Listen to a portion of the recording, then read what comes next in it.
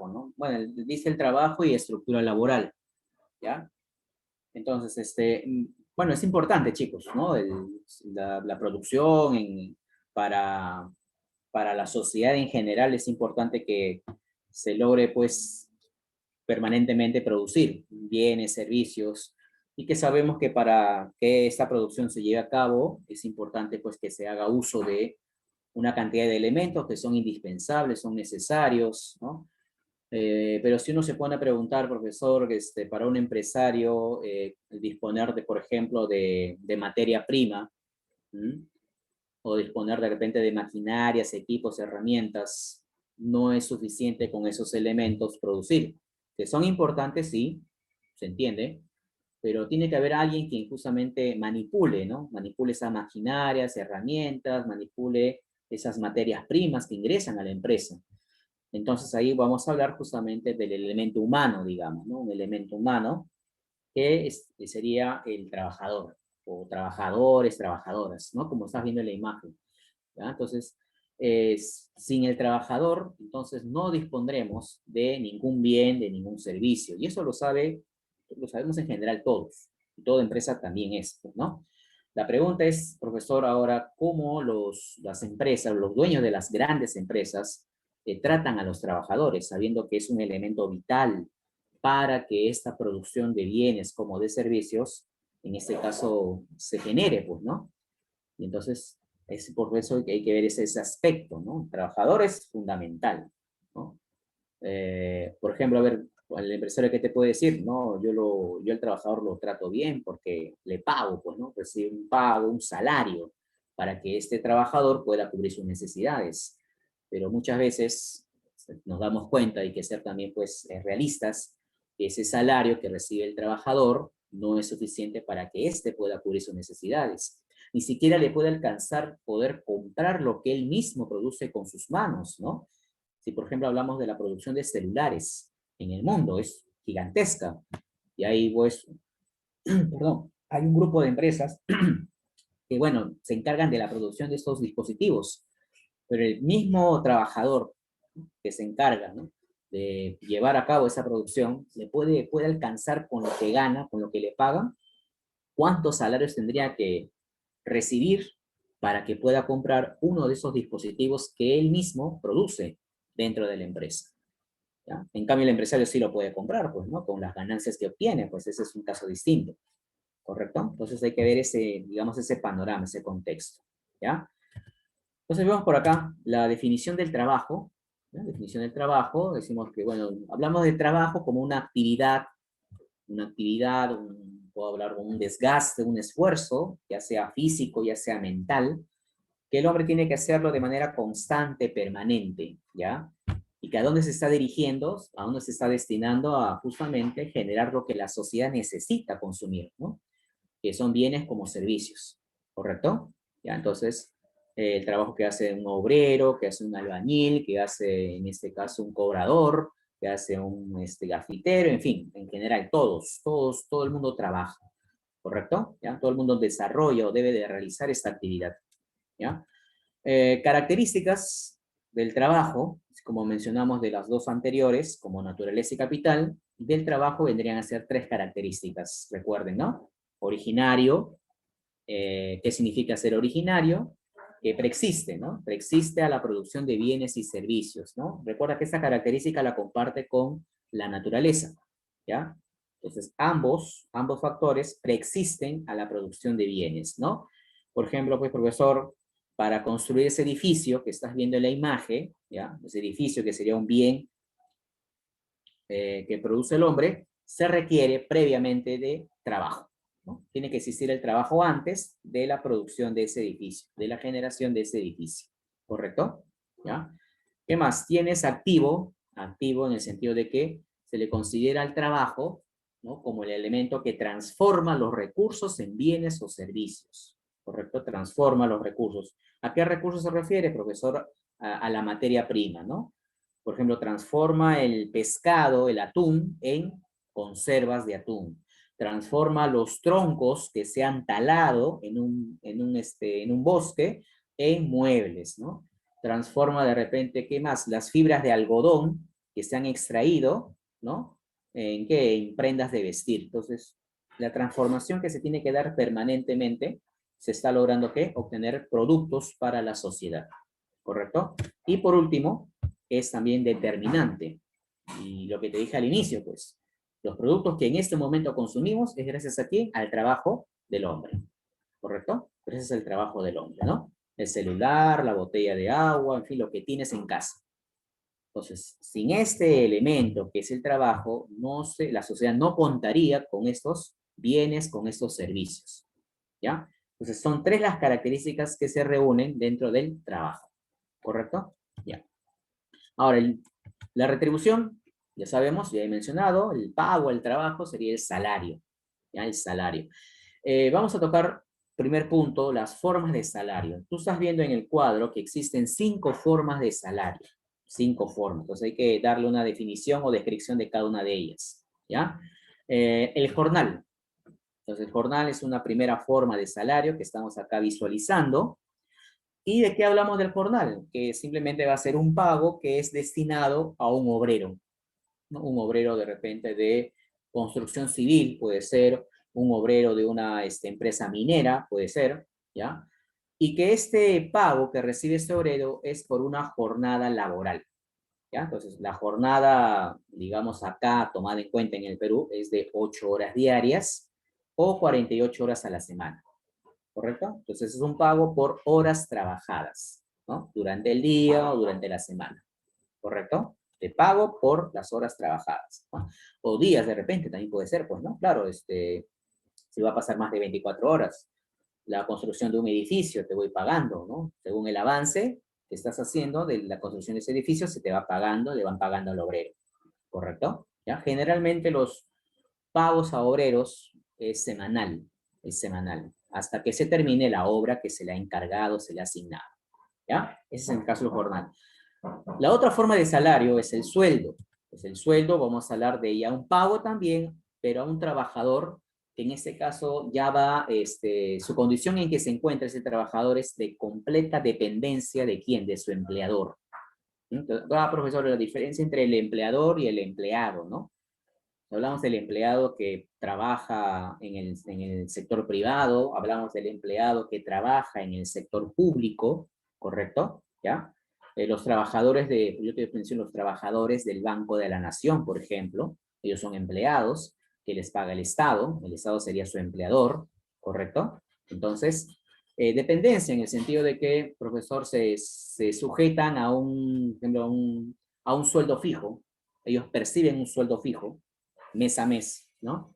¿Qué más, profesor? Tienen otros beneficios, se les paga a un trabajador que es dependiente, ¿no?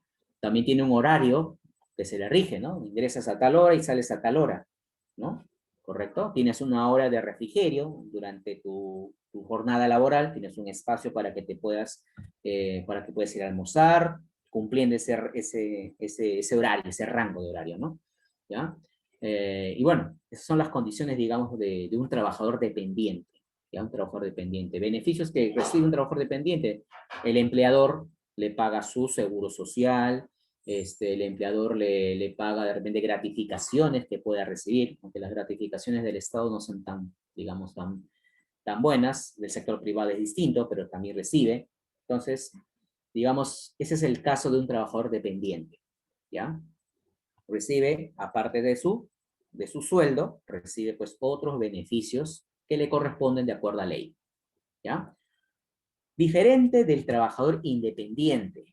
El independiente, profesor, no tiene un horario en el cual se rige. Él trabaja, dice, a ver, una empresa le contrata de repente, a ver, qué sé yo, a un ingeniero de sistemas. De repente esta empresa quiere que se le instale un software, ¿no? Bueno, dentro de ella, ¿no? En sus equipos, ¿no? Y requiere, pues no cuenta con un ingeniero de software, contrata, digamos, con este trabajador independiente, pero el hecho del contrato no implica, pues, si es que ya dispone de este profesional independiente. El profesional independiente le indicará si está disponible o no. Si fuese un trabajador dependiente, este ingeniero de sistemas que va a crear el software, sí tendrá disposición inmediata porque la empresa le llama. El empleador, su empleador le llama. Y al independiente no. Dice, no, no tengo ahorita la disposición del tiempo, llame a otro profesional, otro ingeniero, porque yo no dispongo de tiempo. Entonces, ¿cuál es la desventaja del independiente? Que no gana un sueldo fijo, o no gana, digamos, un honorario, un salario fijo. Un salario fijo sí lo gana el empleado, el trabajador dependiente, ¿ya? Pero el independiente no, ¿correcto? ¿Ya? El independiente suele, en este caso, no gana. Y además, otra cosa es que no tiene beneficios. El independiente es lo malo. Si se quiere atender en el seguro, él mismo tiene que pagar para poder recibir esa atención. A diferencia del trabajador dependiente que le paga el empleador. ¿Correcto? ¿Ya? Entonces, algo que sí le afecta mucho al independiente es que él paga impuestos. Profesor, pero el empleado también paga impuestos. Sí, paga impuestos. ¿Ya? Pero el independiente, pues con lo poco que gana, con lo poco que recibe, un trabajador independiente, encima que tenga que pagar impuestos, pues le resulta también, pues le perjudica, ¿no? Si hay leyes que protegen al empleado, al trabajador dependiente en el Perú, también debería haber leyes que protejan al trabajador independiente, ¿ya? Entonces no hay en estos momentos, por ejemplo, ¿no? Solamente lo que le exigen es que pague un impuesto, pero el trabajador independiente también tiene el derecho de ¿qué? De que le paguen un seguro social, de que le paguen una gratificación, que mejore sus ingresos, sus honorarios, que sería lo que recibe por cada servicio, ¿ya?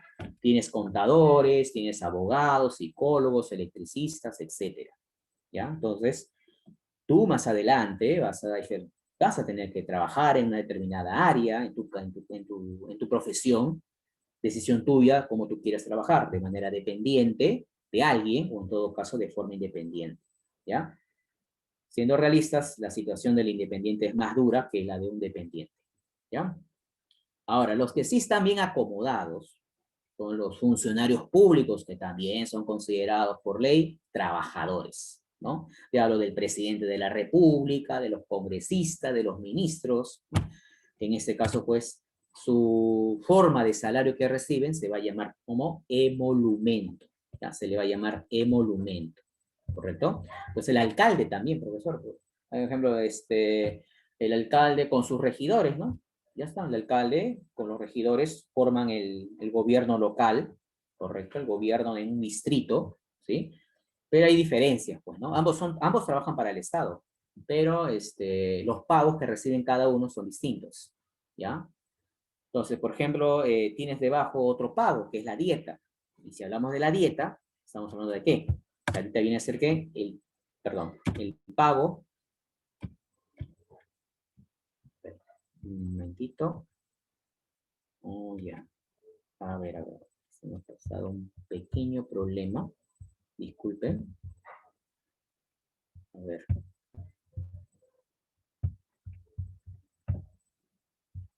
Bueno, acá para que lo puedan ver mejor, ¿ya? El concepto, porque vean, ¿no?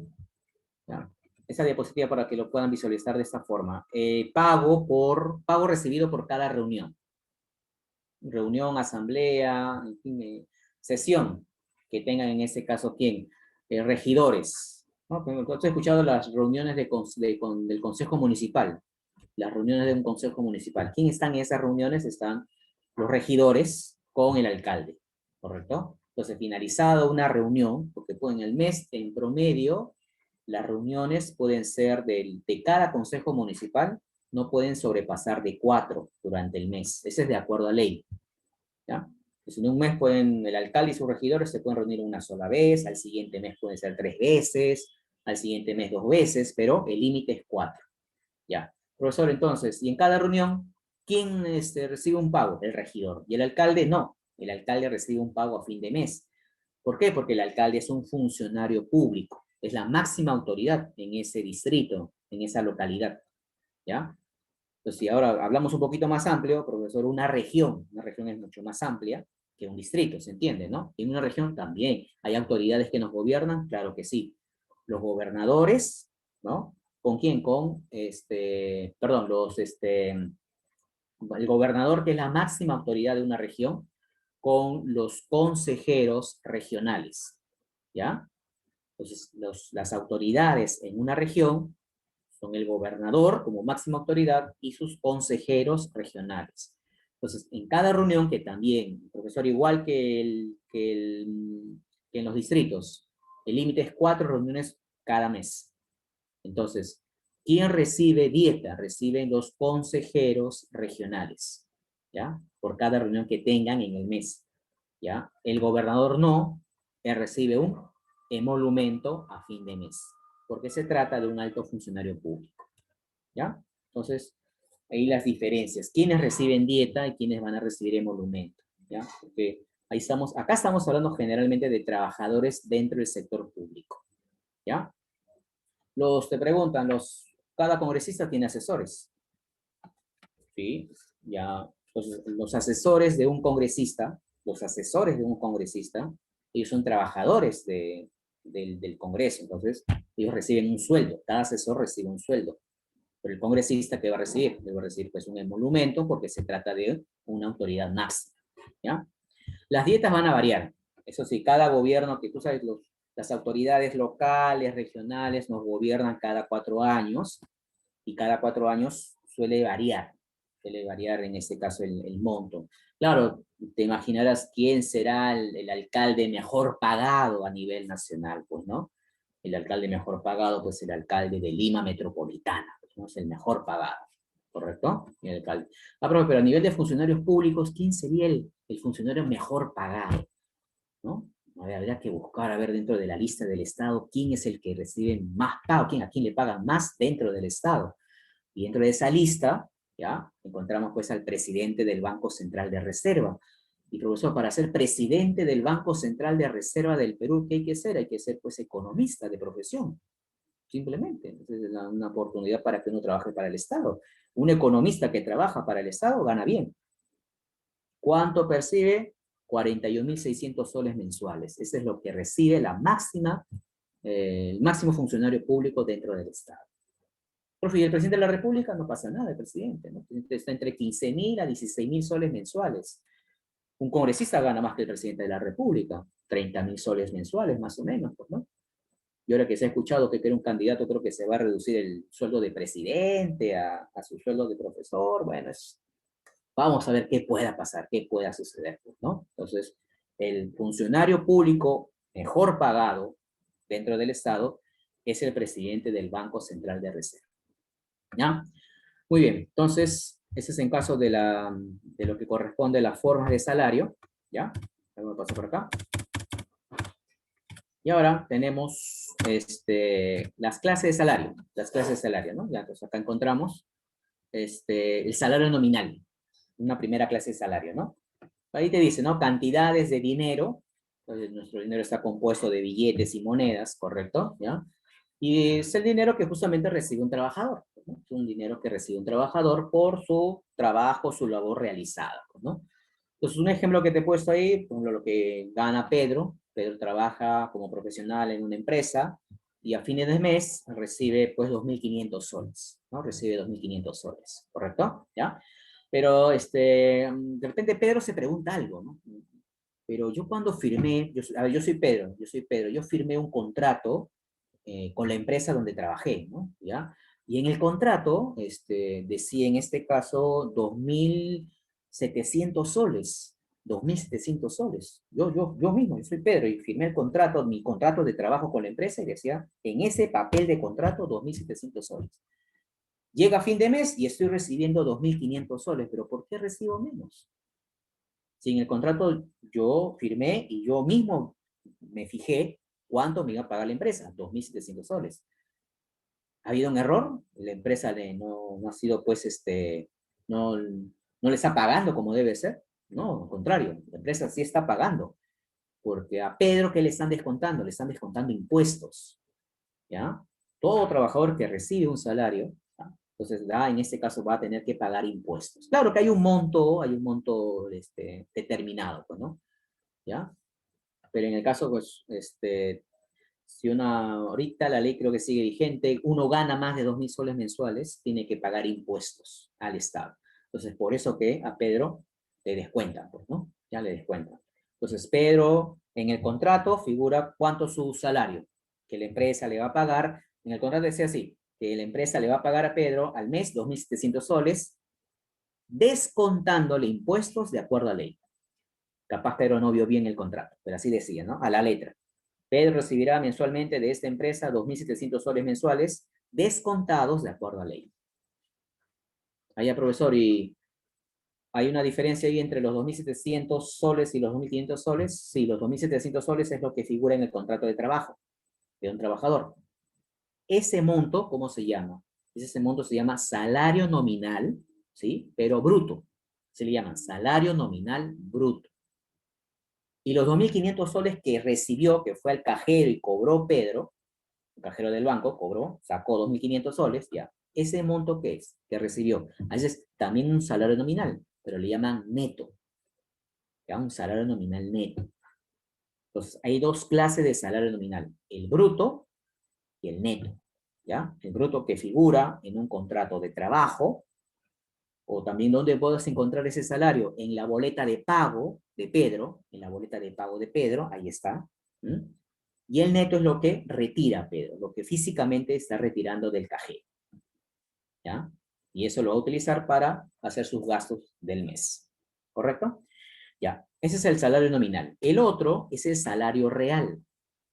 ¿Ya? Entonces, acá no hay que confundirse, por favor, ¿ya? Si salario nominal me está hablando usted, profesor, de una cantidad de dinero, de billetes, de monedas, el salario real, ¿cómo está representado? ¿Cómo se va a expresar este salario? Por la cantidad de productos que puede comprar una persona. Productos, cantidad de bienes, cantidad de servicios. Por eso que te he puesto en el ejemplo. Pedro ya cobró su sueldo, fin de mes. El sueldo que cobró Pedro es un salario nominal. ¿Ok? Ahora Pedro va a comprar y él puede comprar de lo que ganó eh, arroz y azúcar, una cantidad de kilos de arroz y azúcar.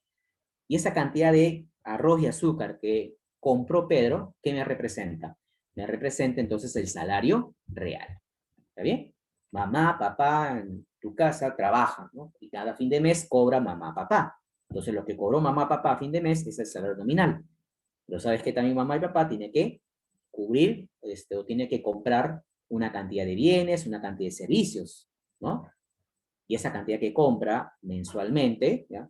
Mamá que gasta en lo que es alimentos, compra arroz, pollo, carne, menestras, tiene que pagar la luz, tiene que pagar el agua, el servicio de internet.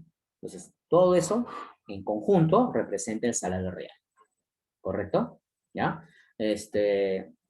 A ver, bueno, no suceda, pues, ¿no? Ya de repente una familia dice, ya, mi hijo, mi hija recibe las clases vía virtual por internet, pero lamentablemente no, la señora no puede, pues, pagar más el servicio de internet. Entonces se está pidiendo que le corten el servicio de internet. Pero es importante el internet, pues, porque si no, no recibe la clase. Ya, entonces se hace un problema, pues, ¿no? Sería un problema ahorita en estos momentos que una familia no pueda pagar, no pueda asumir ese gasto. ¿Por qué habría dejado de pagar la señora el servicio de Internet? Porque está caro, ha subido el servicio de Internet, ¿no? La empresa que ofrece este servicio, ya sea Intel, Claro, Movistar, ha subido de precio el servicio de Internet, y para esta señora, para esta madre de familia, le es imposible, pues, seguir pagando mes a mes. Pues ese es el problema, ¿no? El salario real se ve afectado cada vez que los precios de los productos que compramos suben. ¿Sí? Entonces ahí está el problema, pues, ¿no? Entonces, cada vez que suben los precios, generalmente esa es la tendencia de los precios en el mercado. Los precios tienden a subir y así suban ligeramente un poquito a una familia de bajos recursos económicos, le suele afectar mucho. ¿Sí? ¿Ya? Entonces, de repente, si al mes se compraba, pues, qué sé yo, al mes, 10 kilos de arroz y 10 kilos de azúcar. 10 kilos de arroz, 10 kilos de azúcar. Mes a mes, mamá compraba 10 kilos de arroz y 10 kilos de azúcar. Ya, papá. Al siguiente mes, ahora, mamá viene con 7 kilos de arroz y 7 kilos de azúcar. ¿Qué pasó, mamá? No me alcanzó, pues ya, no me alcanzó, hija, que ya ha subido, está caro, ha subido el arroz, el azúcar, todo ha subido. Ahora hay que comprar menos cantidad de productos. Entonces, cuando suben los precios, y eso tiene el nombre de inflación, así se llama, inflación, ¿qué es lo que afecta a la inflación? El salario real. Disminuye la cantidad de productos que compramos, como lo estás viendo en la imagen. Ya es un dolor de cabeza para las amas de casa, que ellas más conocen de los precios de los productos, ¿ya? En el mercado, lo que suceda. Otras clases de salario, bueno, tienes por acá, ¿cuáles? Salario mínimo legal. Salario mínimo legal, bueno, ahí lo estás visualizando, es el, o sea, a ver, profesor, una empresa con sus trabajadores, ¿ya la empresa tiene que pagarle lo que sea al trabajador? No, cualquier monto no le puede pagar. Claro, profesor, una empresa formal me refiero, ¿no? Una empresa formal, una empresa seria, no puede pagarle cualquier salario pues al trabajador, porque ¿quién tiene que defender al trabajador? El Estado, ahí está, pues es un derecho del trabajador, ¿no? Entonces, de acuerdo a una ley, el Estado saca una ley indicando cuánto es lo mínimo que tiene que pagar una empresa a sus trabajadores. Entonces ahí está el conocido salario mínimo legal. Y si estás visualizando, el actual salario mínimo, perdón, mínimo legal es 930 soles. Hasta ahí llegó justamente el aumento, ¿no? ¿Con quién? Con el señor PPK, ¿no? Y fíjate que, bueno, desde el tiempo de Alan García, que era cuánto, 530 soles, ha ido incrementándose ese salario, ¿no? Bueno, ya pasó Vizcarra, ya pasó Sagasti, como que se ha paralizado este salario, ¿no? Entonces, ¿puede aumentar? Sí, pero es de acuerdo a ley, ¿no? De acuerdo a ley. Entonces, a este salario también le llaman como remuneración mínima vital. Hay que tener cuidadito con los nombres acá, ¿ya? ¿Sí? Porque generalmente en las noticias o en la calle uno suele generalmente escuchar con el nombre de remuneración mínima, sueldo mínimo, ¿ya? Entonces, ¿se está refiriendo a qué? ¿Qué clase de salario? Al salario mínimo legal. ¿Ya? ¿Ok? Entonces, también llamado remuneración mínima vital. Ahora, la otra clase de salario, es donde aquí también pues, no quisiera que se confundan, no, se mezclen los nombres, ¿ya? Salario mínimo vital, ¿ya? Pues fíjate, ¿no? Te ponen una pregunta, ¿la remuneración mínima vital se refiere a qué clase de salario? Al salario mínimo legal, ¿ya? La pregunta. Que es ahorita cuánto, 930 soles, establecido por ley, legal, ley, de ley. Salario mínimo vital, vital, básico, esencial, ¿ya? ¿Qué te dice? Es el pago que debería, o sea, es el salario que debe recibir una familia, ¿ya? Para poder cubrir, como ves ahí, sus necesidades básicas, que ya le hemos hablado, necesidades primarias y secundarias, principalmente. Entonces, una familia para que pueda cubrir sus gastos en alimentación, vestido, vivienda, educación, etcétera, tiene que recibir justamente un salario, ¿correcto? Y como ese mínimo, ¿cuánto es lo mínimo, profesor, que debe recibir? Y esto lo establece el INEI, ¿ya? El INEI, ¿no? Entonces, lo mínimo que debe recibir en promedio una familia es de 1.408 soles. Allá, en promedio, 1.408 soles. Ya, ahora, un momento, la familia, nosotros estamos hablando de cuánto, de 10 integrantes, de 8 integrantes, ¿de cuánto? No, no, no. La familia ideal para el INEI es de 4 integrantes. ¿Ya? 4 integrantes. Con la condición de que los 4 trabajen. Los 4 tienen que trabajar. O sea que, profe, mamá, papá, hijo, hija. Sí, los 4. Porque los 4, cada uno trabajando, ¿cuánto tienen en este caso que ganar? 352 soles mensuales. ¿Sí? 352 por 4, ¿cuánto me sale? 1.408. Ah, ya, profe, pero los hijos son menores de edad. La idea es que la familia, los 4 integrantes, trabajen. Bueno, profe, si no trabajan, mamá y papá tienen que sacar pues más de 352 soles cada uno. Entonces, monto total tiene que ser ¿cuánto mínimo? 1.408. Y si, profesor, al mes, esta familia gana ¿cuánto? 1.400 al mes, no cubre sus necesidades básicas. Y como no cubre sus necesidades básicas, es una familia pobre. Concreto. Si una familia gana menos de ese promedio, es considerado en el Perú como familia pobre. ¿Ya? Entonces, es lo que indica el INEI. ¿Ya? De repente en Lima, quizás no se pueda visualizar, bueno, digamos, En la parte en el centro de Lima, familias que, bueno, ganan más del promedio que estás viendo ahí, pero familias de repente en asentamientos humanos o familias fuera de la capital, quizás ese promedio es demasiado elevado, pues, ¿no? Demasiado elevado, entonces no pueden cubrir satisfactoriamente sus necesidades, ¿correcto? Y eso se está apreciando hoy en día mucho en las familias del Perú. Y la otra y última clase de salario, tenemos por acá el salario a destajo. Es el que vemos prácticamente en la mayoría de casos, ¿ya? Porque, profesor, a ver, si hay una empresa, ¿ya? Una empresa contrata trabajadores, ¿ya? Y si contrata trabajadores esta empresa, eh, sabe que tiene que pagarle un salario, pero siendo yo empresario, yo tengo que contratar trabajadores, ¿correcto? Ya, tengo que pagarle mes a mes un salario fijo, ¿ya? ¿Qué más tengo que pagarle? Su seguro social, su gratificación, su descanso semanal y otros beneficios más. Eh, Me resulta, pues, yo como empresario demasiado caro pagar al trabajador en esa condición, ¿no? ¿Qué pasa si el trabajador no me produce lo suficiente? ¿Tengo que seguir pagándole un sueldo fijo? No, no me conviene. Entonces, no prefiero ser un empresario formal contratando trabajadores, porque salgo perdiendo. Prefiero ser un informal, y le pago al trabajador que según la cantidad que él produce, ¿ya? Según la cantidad que él produce durante un determinado tiempo. ¿Está bien? Si produce más, le pago más. Si produce menos, le pago menos. A eso se refiere el salario de destajo, ¿correcto? Es en función a la cantidad producida, ¿no? Entonces ahí estamos viendo muchos casos de empresas informales en el Perú que sacan provecho de esa situación, explotando al trabajador, ¿ya? Porque, a ver, tú tienes que, en ese caso, a ver, de un día para otro, de un día para otro me tienes que producir, ¿cuánto? Pues 200 polos, ¿ya? 200 polos. Por cada polo producido te voy a pagar 5 soles, ya está. 5 soles por cada polo producido, sí.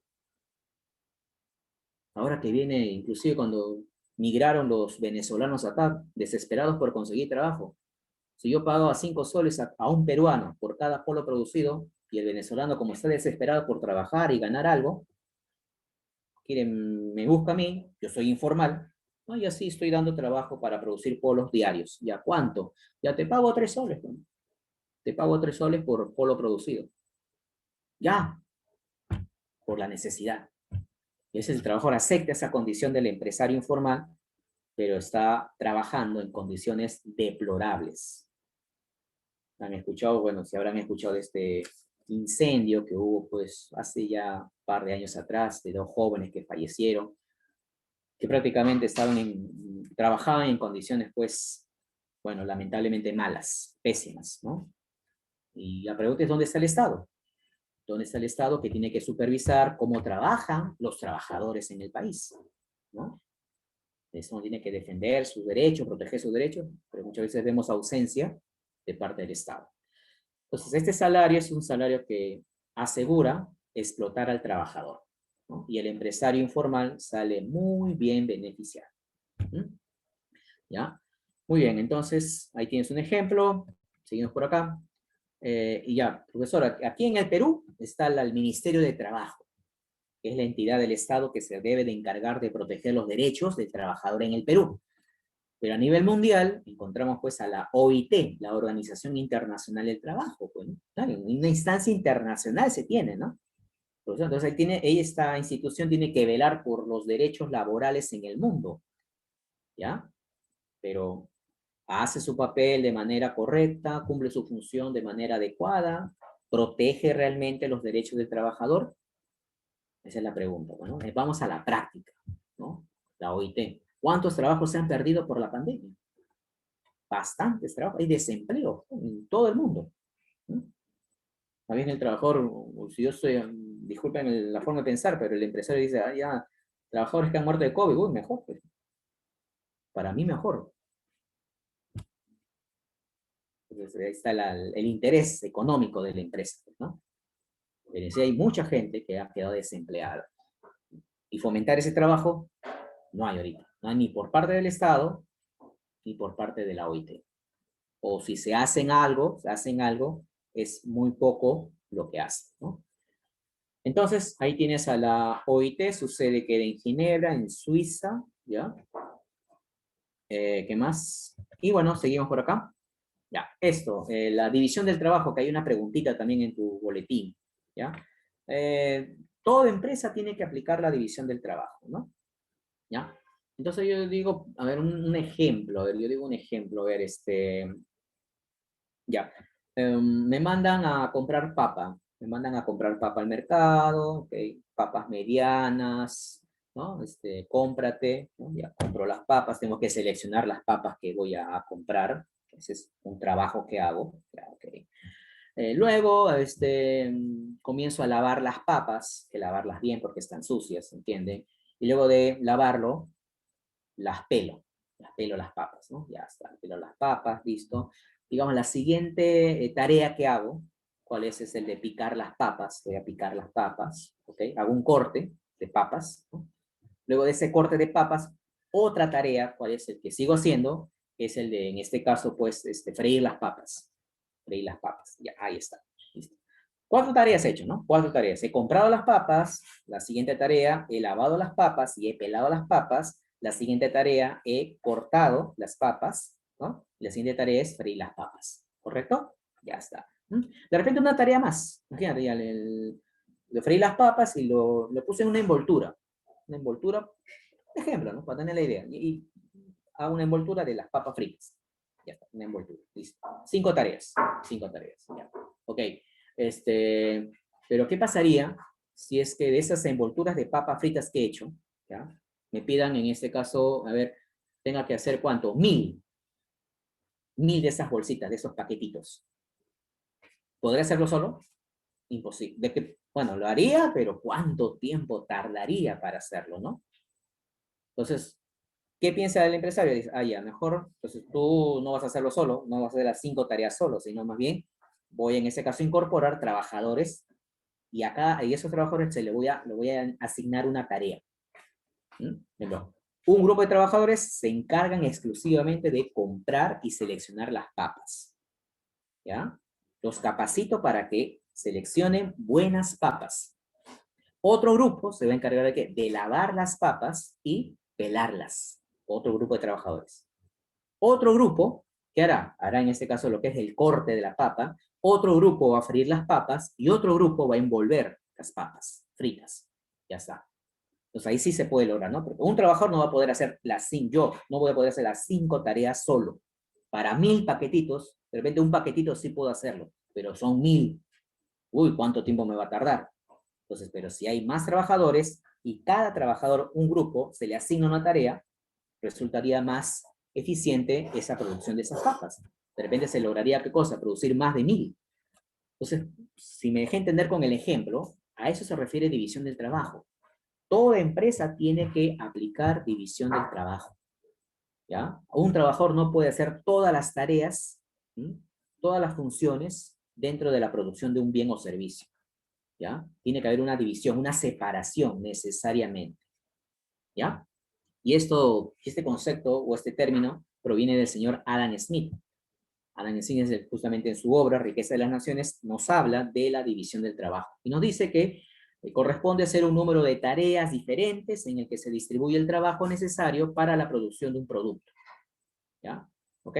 Entonces, eso se refiere a división del trabajo, separación de tareas, separación de funciones, ¿ya? Y una vez, mientras más el empresario logra una mayor división, o sea, hay un mayor número de tareas por hacer, ¿ya? ¿Qué tiene que hacer el empresario luego? Lo que tiene que hacer. Ah, ya, lo que tiene que hacer, ¿qué cosa es? Ah, profesor, es mayor especialización. De repente, a ver, profesor, a ver, de las papas, ¿no? A ver, había un grupo que compraba las papas, ok, ya, ya. Otro grupo que decía, ya. El otro grupo, profesor, las lavaba y las pelaba. De repente el profesor dice, no, me produciría más si es que a un grupo de trabajadores lava la papa, solamente lava la papa, ¿ya? Imagínate, los capacito para que laven la papa, los especializo para que laven bien la papa, limpiecita, limpiecita, y otro grupo de pelar la papa, lo pela, ya está. Entonces, más se incrementó, las tareas aumentaron, aumentó la división del trabajo. Mientras las tareas dentro de una empresa se le incrementan, entonces el empresario lo que tendrá que hacer es especializarlo, capacitar al trabajador, ¿ya? Por cada tarea que va a realizar dentro de la empresa. Pues es obvio, pues, ¿no? Si uno va a entrar a una empresa, le tiene que capacitar qué cosa va a hacer, ¿no? Entonces, a mayor división del trabajo, mayor especialización, mayor capacitación. ¿Cuál es la consecuencia de eso? Ya, si a ti te capacitan en una tarea, ¿qué cosa? Vas a mostrar productividad, vas a ser eficiente. ¿Mm? Eso es lo que busca todo empresario de su trabajador, ¿no? Que sea 100% eficiente en la tarea asignada, en la función asignada. Porque si no lo eres, entonces, ¿para qué te voy a tener? ¿Para qué te voy a tener? Simplemente te sacó de la empresa. Punto. Acá queremos trabajadores eficientes, como ese es el término, trabajadores que suden la camiseta para lograr una mayor producción, que sería la consecuencia de eso. Y así yo, empresario, gano mi plata, mi dinero, ¿no? Y tú, trabajador, sigues con tu salario, pues, tu salario bajo. A mí me interesa, yo, empresario, el dueño de la empresa, mi dinero, mi ganancia. Por eso es urgente la capacitación. ¿Mm? Fíjate, a ver, profesor, las situaciones en que se está dando, pues, ¿no? Entonces, todo eso es en beneficio del empresario, ¿ya? ¿Cómo logra producir más? Logrando mejor eficiencia de sus trabajadores, y para que esa eficiencia sea notoria, la constante capacitación. O sea que, profesor, al trabajador tengo que imaginarme lo que es como una máquina que está haciendo diariamente todo un trabajo, sí, toda una tarea, sí. Lunes lo mismo, martes lo mismo, miércoles, jueves, viernes, sábado, todos los días haciendo la misma tarea, la misma tarea. ¿Qué puede generar si hace la misma cosa todos los días? Me aburro, pues, profe, pero ¿qué voy a hacer? Pues, ¿qué voy a hacer si me está pagando? Tengo que seguir y seguir, seguir y seguir. Te das cuenta que la división del trabajo para el trabajador no es nada favorable. ¿Mm? Para el empresario, obviamente que sí. Entonces, esa es la parte de lo que es división del trabajo, separación de tareas de trabajo dentro de la empresa. ¿Ya? Y por último, bueno, la estructura laboral, esa es una parte de tu boletín, ¿ya? A ver, rapidito, chicos, la PEA, ahí está indicado qué cosa es la PEA, la población económicamente activa, que son los que, en concreto, son los que están trabajando en este momento, ¿ya? ¿Ok? Y son los que están buscando trabajo, ¿sí? O sea, profe, ¿usted ahorita es parte de la PEA? Sí, yo estoy trabajando, yo soy parte de la PEA ahorita. Ya. ¿Hay una edad mínima para trabajar en el Perú? Sí, hay una edad mínima, que es 14 años de edad, ¿ya? Entonces, si tú tienes esa edad, ya estás en la condición de trabajar, ¿ya? Menor de esa edad, no. Profe, pero hay niños que trabajan. Bueno, ese es otro punto aparte. Tú sabes que hay niños que trabajan, menores de 14 años, ¿no? Y esa es explotación laboral. Entonces, lo indicado acá por ley es que se trabaja a partir de los 14 años en adelante, ¿ya? No hay una edad máxima, edad mínima 14 años. La PEA está dividida en PEA ocupada y PEA desocupada. La PEA ocupada, mismo nombrecito te dice, ocupada, que está trabajando, profe, son los que están trabajando en este momento. Bacán. PEA desocupada, los que no están trabajando, ya, no están trabajando, pero están buscando ese trabajo, ¿ya? ¿Ok? Ese es un desempleado, ¿ya? Un desempleado es el que no tiene trabajo, pero no quiere decir que no está haciendo nada, está tirado en la cama, está tirado en el sofá, sin hacer, no. Es una persona que no tiene trabajo, pero está buscando ese trabajo, ¿ya? Está buscando. No lo encuentra, profe, sigo buscando. No lo encuentra, sigo buscando y sigo buscando insistentemente, no voy a parar. Ese es el desempleado, ¿ya? Ahora, la PEA ocupada, ¿ya? Por favor, acá, la PEA ocupada, tienes a dos grupos, ¿ya? Tienes al grupo de adecuadamente empleados y tienes al grupo de subempleados, ¿ya? Grupo de adecuadamente empleados y subempleados. Los adecuadamente empleados, como estás viéndolo ahí, ¿ya? A ver, ¿quién sería un adecuadamente empleado? Yo te pongo aquí el ejemplo. ¿Qué trabajador? Para poner en mente, allá. Los que están en situación formal, ¿no? O otros dicen los que son trabajadores que están en planilla, están en planilla, ¿ya? si están, o trabajadores dependientes también, los empleados del sector privado, los empleados del sector público, un profesional, un ingeniero, un médico, un contador, un economista, ¿no? En este caso, que están en situación formal y dependiente de una empresa, serían trabajadores adecuadamente empleados, ¿ya? Ese sería un ejemplo, ¿no? Ahí obviamente que uno eso, digamos, en caso de ustedes van a aspirar a tener un trabajo formal, un trabajo bien remunerado, ¿no? Que le reconozcan todos sus beneficios sociales o laborales, ¿ya? Pues ahí pasarías a ser un adecuadamente empleado. Un subempleado, tienes dos grupitos, ¿no? Un subempleado por horas y un subempleado por ingresos, ¿ya?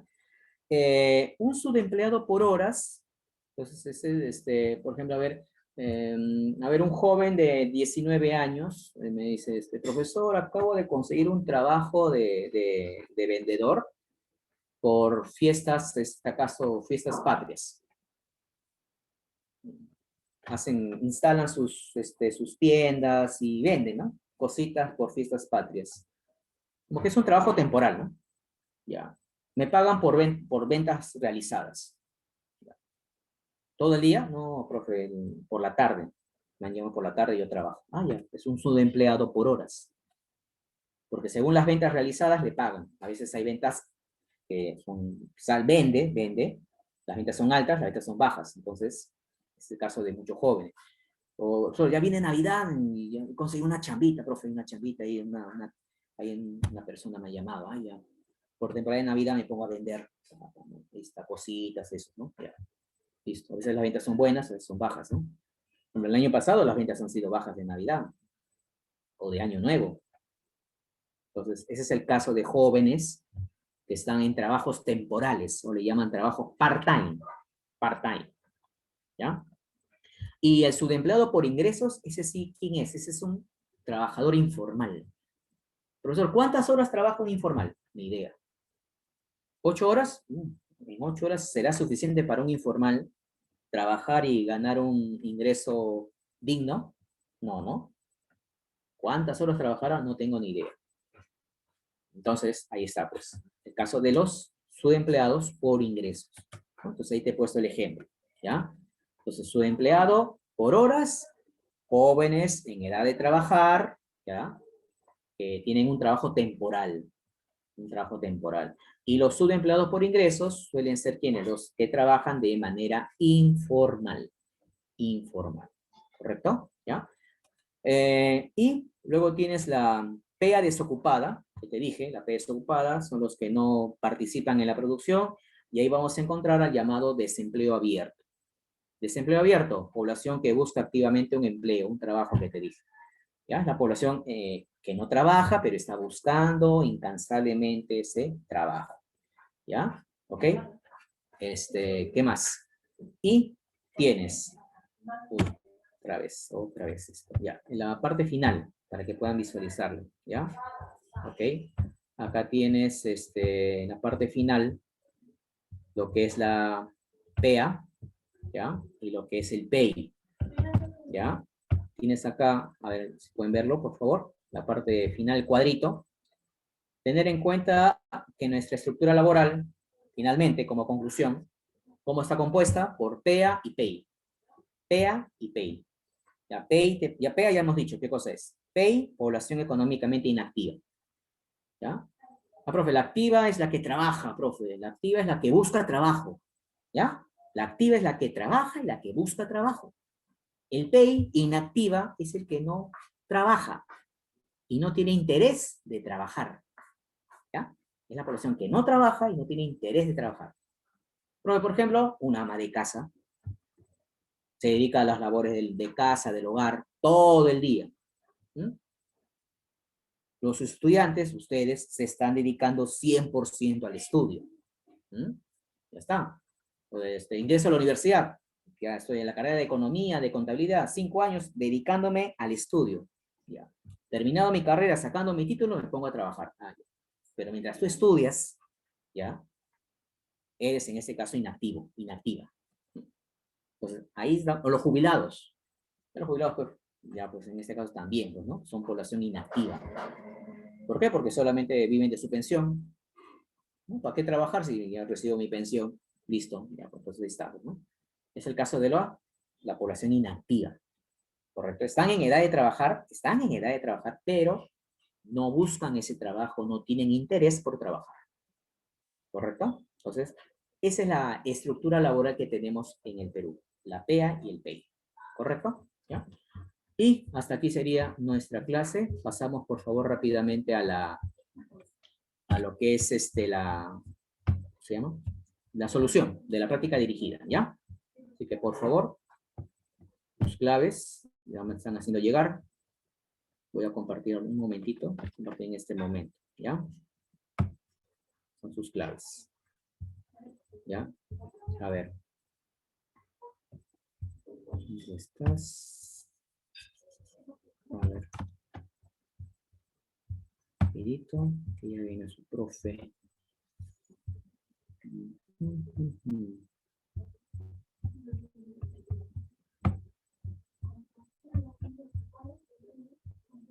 A ver. Ya, para que vean directamente las claves, ¿ya? Un minuto. Ya. La primera es clave la B, ¿ya? Nos menciona de las características del trabajo, ¿no? Recuerda que son tres: originario, activo y determinante. Entonces ahí encontramos la B como respuesta. ¿Ok? ¿Ok? Paso a la siguiente pregunta, por favor. Siguiente pregunta, tienes por acá.